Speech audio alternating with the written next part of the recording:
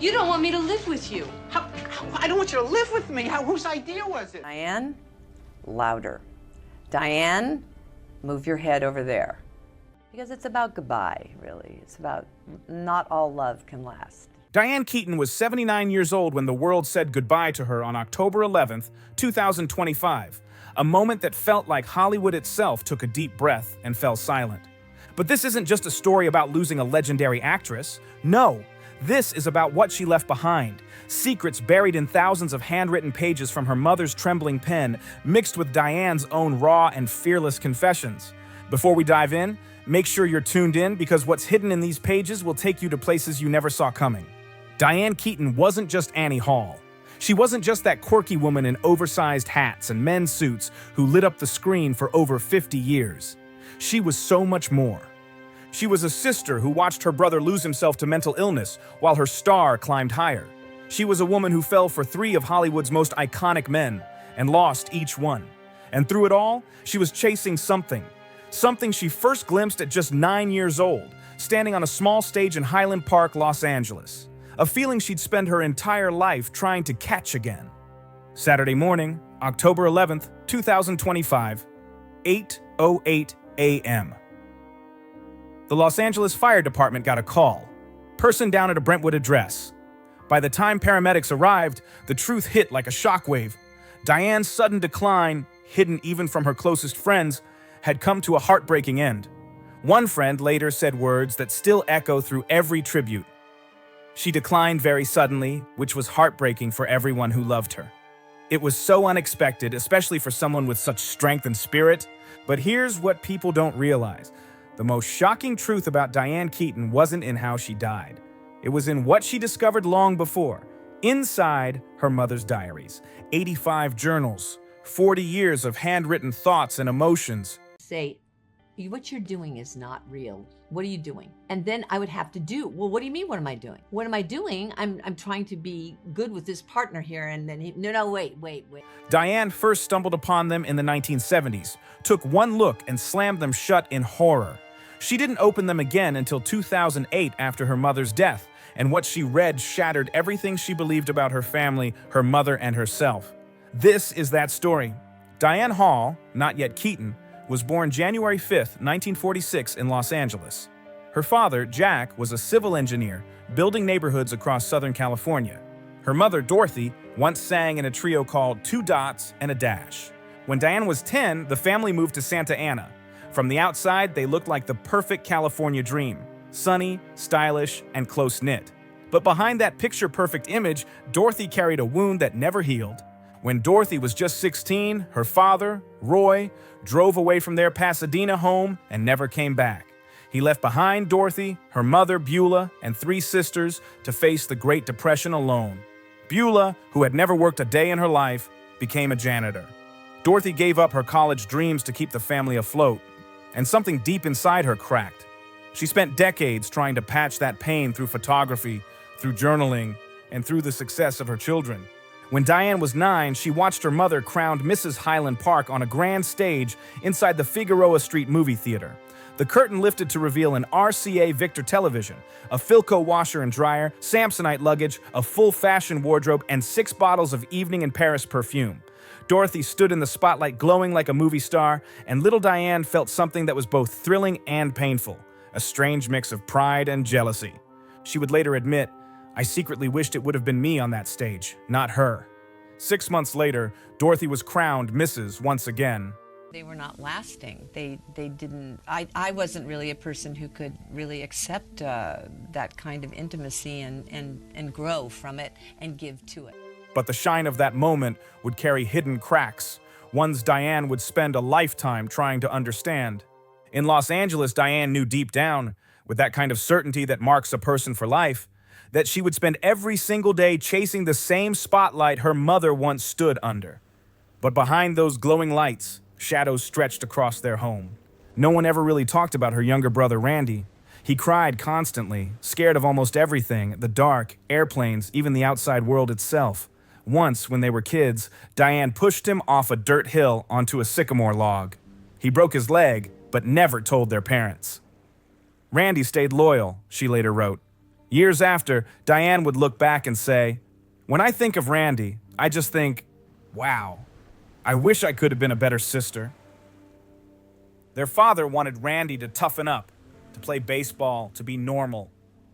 But Randy couldn't be normal. By his early 20s, his world was spinning out of control. Heavy drinking, bipolar disorder, schizoid personality disorder, violent thoughts he never acted on. It was chaos inside his mind.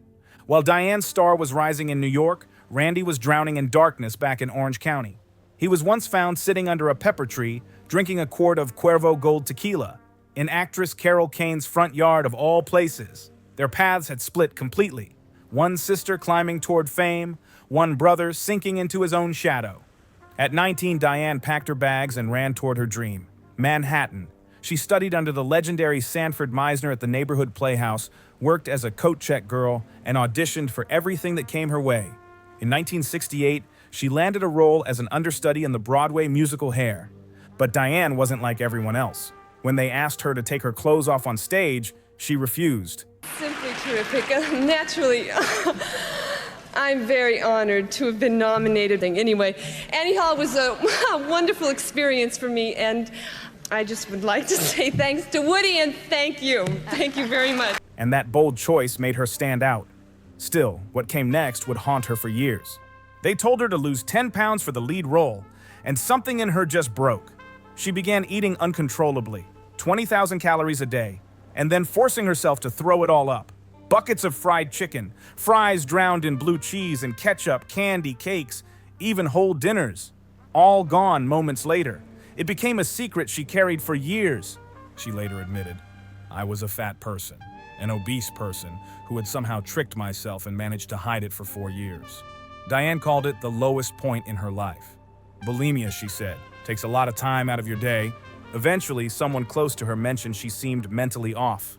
That comment sent her to an analyst, 5 days a week for over a year. She called it the talking cure.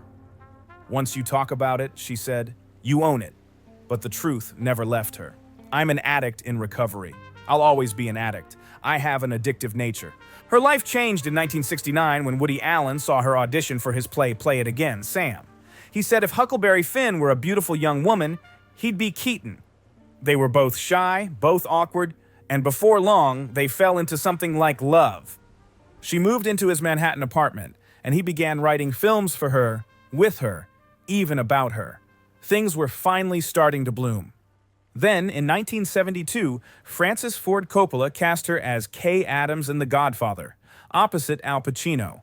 During her screen test, Coppola casually asked, "What do you think of Al?" She smiled and said, "I think he's great." That was it. Instant crush.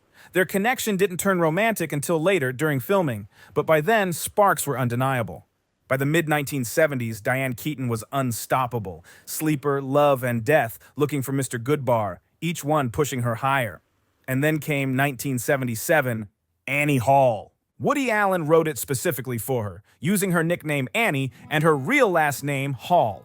The film became a phenomenon, and Diane's performance won her the Academy Award for Best Actress. Her oversized menswear, her offbeat mannerisms, that airy la-di-da way of talking, it all exploded into a national obsession. Diane Keaton wasn't just starring in movies, she was shaping fashion, attitude, and culture itself. Woody Allen once admitted he made films for an audience of one, Diane Keaton. He didn't read reviews, didn't care what critics said, all that mattered was what she thought. But while she was out there collecting awards, traveling the world, and becoming a symbol of charm and confidence, something much darker was happening back home in Santa Ana. Her mother, Dorothy, was sitting alone at a desk, pouring her heart into journals that no one was meant to read. And her brother, Randy, he was disappearing, slipping deeper into isolation, addiction, and mental illness. Diane later confessed, "I feel like my life was so focused on performing and moving around, I kind of abandoned them." One day in the mid-70s, Diane was in her mother's darkroom developing photographs when she stumbled on something that stopped her cold, a journal she'd never seen before. The cover read, "It's the journey that counts, not the arrival." Inside, Dorothy had written raw, unfiltered entries about her 31-year marriage to Jack Hall, the kind of confessions no daughter expects to find. One page, dated August 2nd, 1976, came with a warning in bold, Watch out on this page. Dorothy had written about a vicious argument where she called Jack a frigging bastard, ending the entry with, "God, who the hell does he think he is?" Diane later wrote, "This was raw, too raw.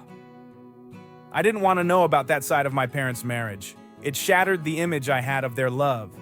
She quietly set the journal down, walked out of the dark room, and never opened another one of her mother's 85 journals, not until Dorothy's death in 2008, 3 decades later.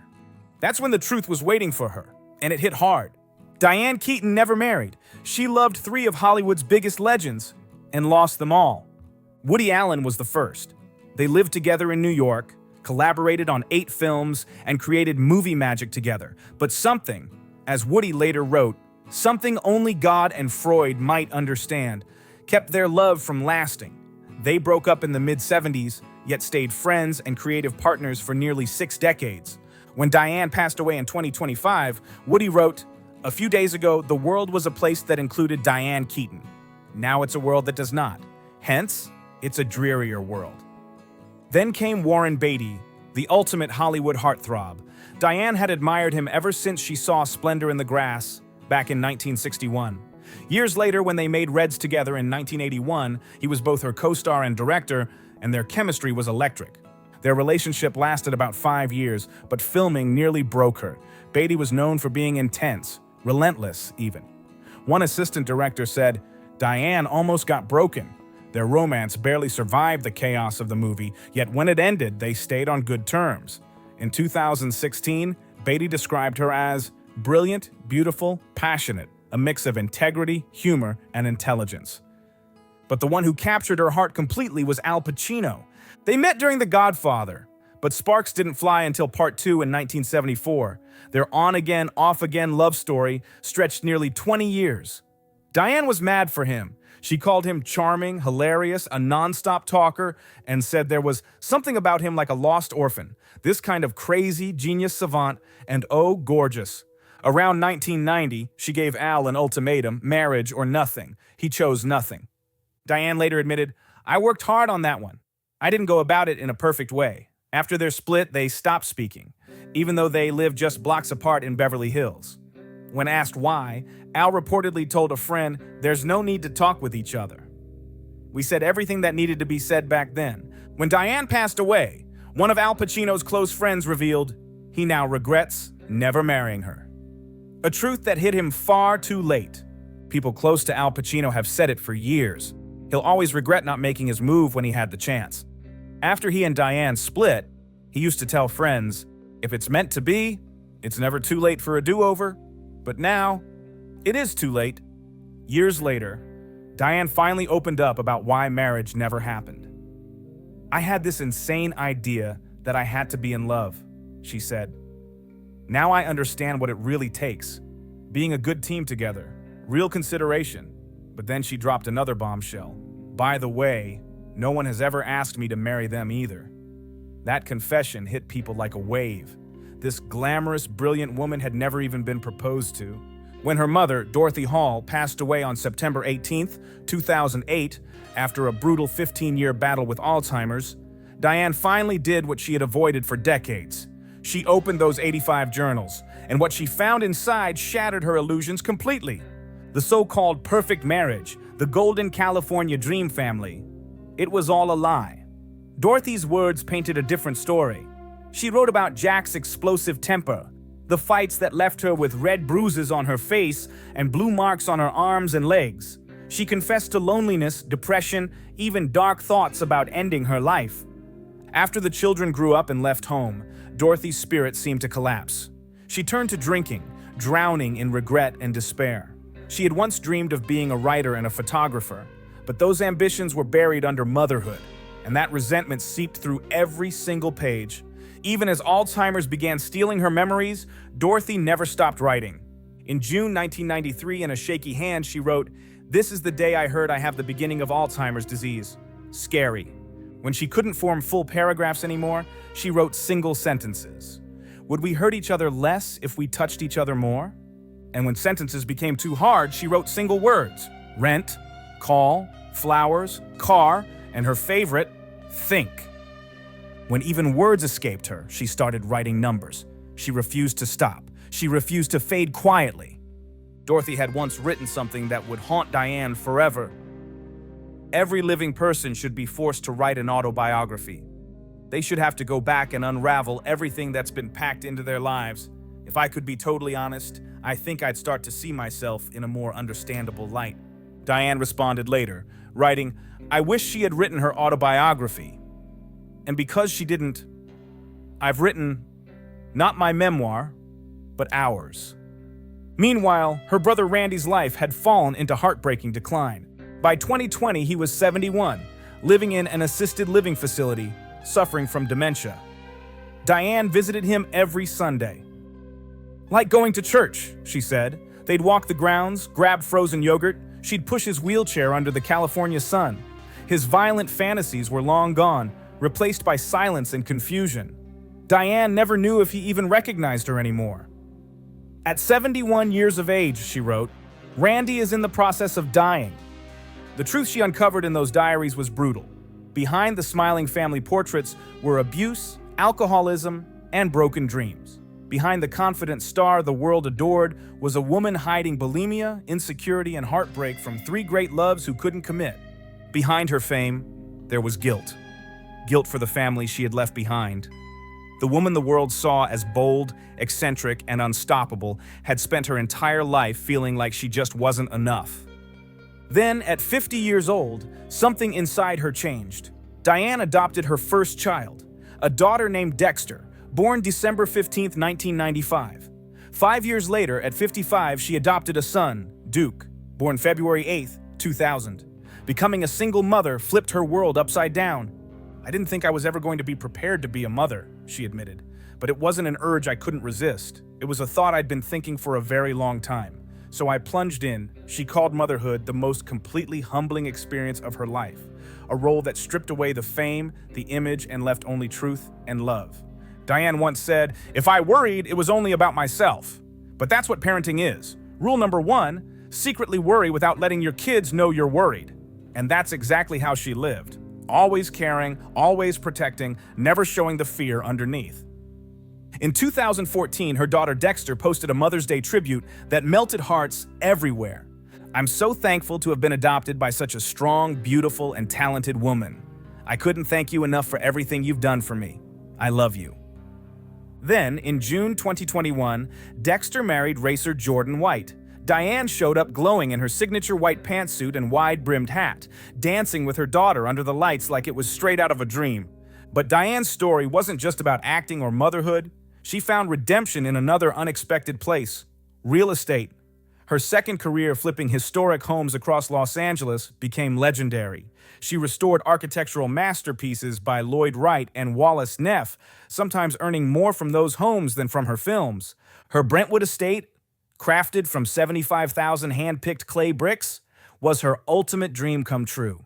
She used to say she remembered the Three Little Pigs story as a child, and even at 5 years old, she knew she'd live in a brick house someday, something solid, something that wouldn't blow away. Through her memoirs, then again in 2011, Brother and Sister in 2020, Diane pieced together her story, trying to make sense of the chaos. She found forgiveness for her mother, compassion for Randy, and peace with herself. She learned to own her story instead of running from it. But in her final months, something changed. Diane began pulling away from the world she once lit up. She stopped her daily walks with her beloved dogs, and the vibrant energy she was known for started to fade. Friends said she had lost a significant amount of weight. One described seeing her just weeks before her passing. She was very thin. She had lost so much weight. In March 2025, Diane quietly listed her Brentwood home for nearly $29 million, a surprising move after 8 years of pouring her heart into its renovation. Sources say that in those last months, she was surrounded only by her closest family. Everything was kept incredibly private. Even her oldest friends didn't fully know what was going on. Then came that quiet morning, Saturday, October 11th, 2025. Diane Keaton, age 79, passed away. The cause of death has not been officially released. She left behind an estate worth roughly $100 million, 2 children who adored her, and a legacy that defined 5 decades of film history. But here's the real truth. the one buried in her mother's diaries, in her own memoirs, and in the life she lived. Diane Keaton spent her entire life chasing something she first saw at 9 years old. That moment her mother stood on stage, crowned in front of a cheering crowd. What she wanted wasn't fame or money. It was to be seen, to be chosen, to be enough. She won an Oscar. She dated legends. She built an empire. And still, somewhere deep inside, she was that same 9-year-old girl, watching from the crowd, wishing it had been her under the spotlight. Her mother, Dorothy, had written one word again and again in her journals: think. Maybe that's the message Diane leaves behind. Think about who you are when no one's watching. Think about the secrets you carry and the truths you hide. Think about whether the approval you're chasing will ever really be enough. Think about the people you love while you still have time. After her death, Woody Allen wrote, "Unlike anyone the planet has ever experienced or is likely to see again, her face and her laugh illuminated any space she entered. Now it's a world that does not include her. Hence, it's a drearier world." Diane Keaton is survived by her daughter Dexter, her son Duke, her sisters Dory and Robin, and her brother Randy. But what truly survives her, more than films, fame, or fortune, is the truth. She finally told it. The truth that even icons are human, that even legends have fears, that even the woman in the oversized hat and men's suit, the star of Annie Hall and The Godfather, spent her life quietly wondering if she was enough. And the most shocking truth of all, she always was. She just never believed it. Drop your thoughts in the comments below, hit that like button if you felt something real, and don't forget to subscribe for more stories.